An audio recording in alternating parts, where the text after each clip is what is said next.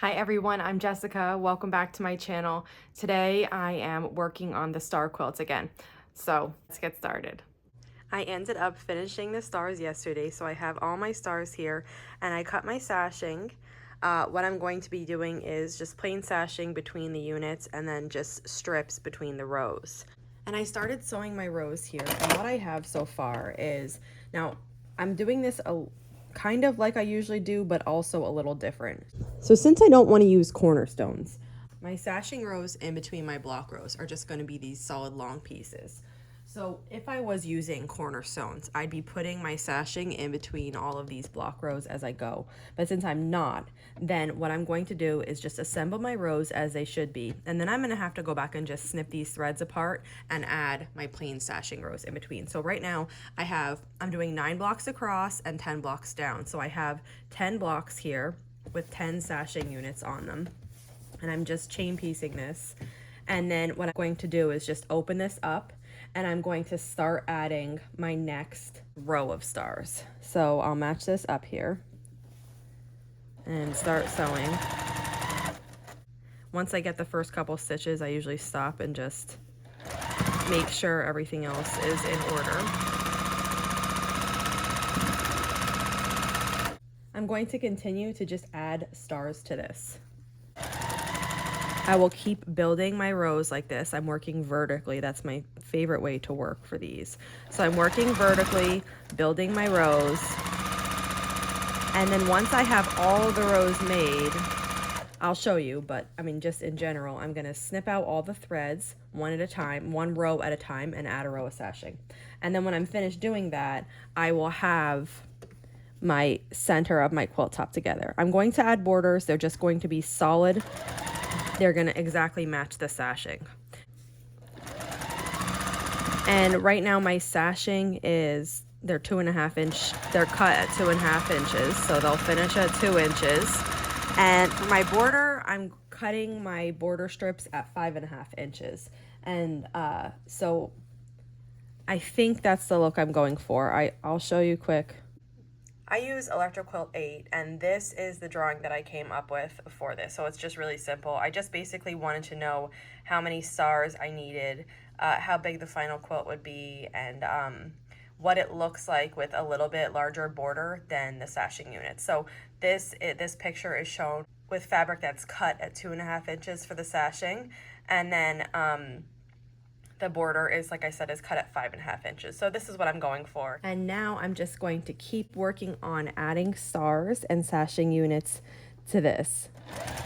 And then I'll check back in with you when I'm finished, just so you could see what that looks like. Oh my gosh.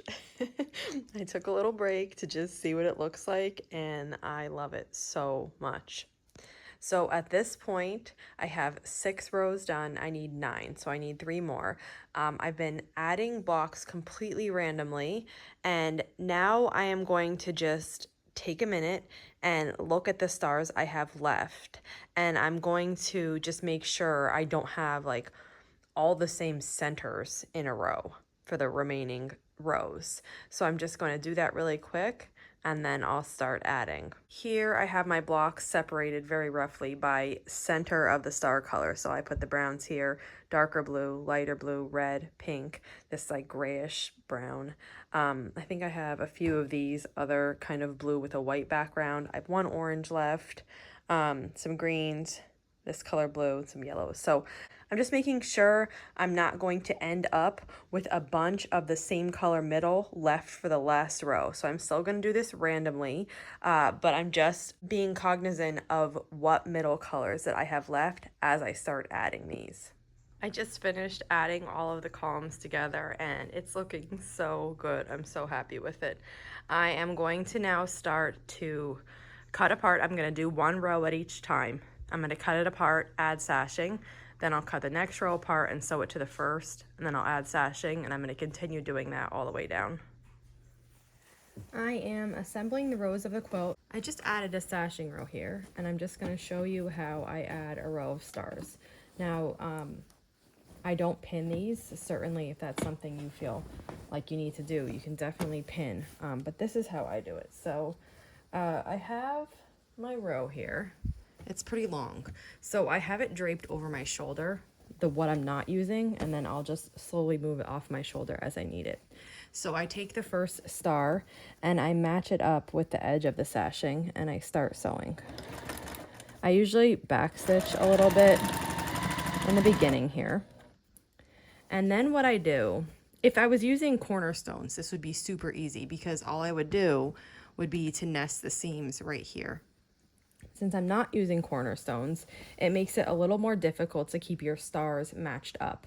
So this is what I do. I lay it out and then I feel where this seam is underneath here.